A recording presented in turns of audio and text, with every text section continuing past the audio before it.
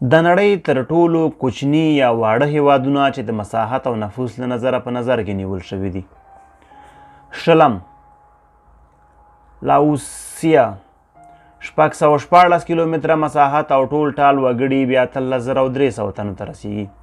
اندورا 468 کیلومتره مربع مساحت او نفوس 22,142 تنو ته رسیږي. اتلسم پاولو 459 کیلومتره مربع مساحت لري چې دمګړۍ پکې 18,000 تنه ژوند کوي. ولسم سیچلین 455 کیلومتره مربع مساحت لري او ټول ټال نفوس بیا 93,500 تنه اټکل شوی ده. 14 انتیګورا او باربودا 443 کیلومتره مربع مساحت لري او نفوس بیا 90,000 تنه ده. 15 باربادوس 410 کیلو مساحت لري چې ټول ټال نفوس 2,80,000 تنو پورې رسیږي.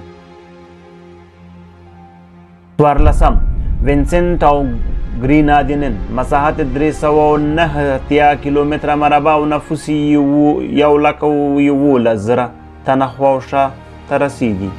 14 ګرینادا چې مساحت 340 کیلومتره مربع مساحت او ټول نفوس بیا 1,12,000 خواوشا تنه اټکل شوی ده. 12 مالتا چې مساحت 314 کیلومتره مربع او نفوس 2,20,900 تنه خواوشا اټکل شوی ده. 11 مالدوین چې مساحت 298 کیلومتره مربع او ټول ټال نفوس بیا پکې 15,110 تنه خواوشا ژوند کوي. سانکت کیټس او نیوس چې مساحت 242 کیلومتره مربع او نفوس بیا 53,000 تنه اټکل شوی دی. 9 نیوي چې مساحت 261.4 کیلومتره مربع اټکل شوی او ټول نفوس بیا 1,240 تنه پورې رسیږي. 8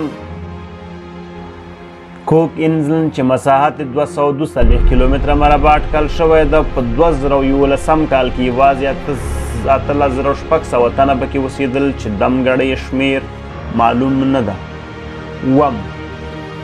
9 مارشال انزلن چې مساحت 180.2 کیلومتره مربع ده او ټول نفوس 59,000 تنه پکې اوسېږي. 10 لیختنشټاین چې مساحت 160.5 کیلومتره مربع او ټول نفوس 13,650 تنه چې د دې له برخې نه 40% یې بهرنیان دي.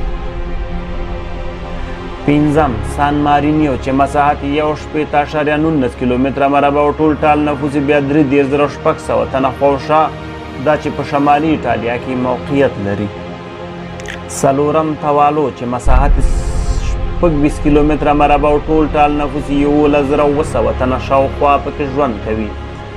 10 ناورو چې مساحت 20 کیلومتره مربع او ټول نفوس بیا 2,580 تنه شاوخوا اټکل شوی دی.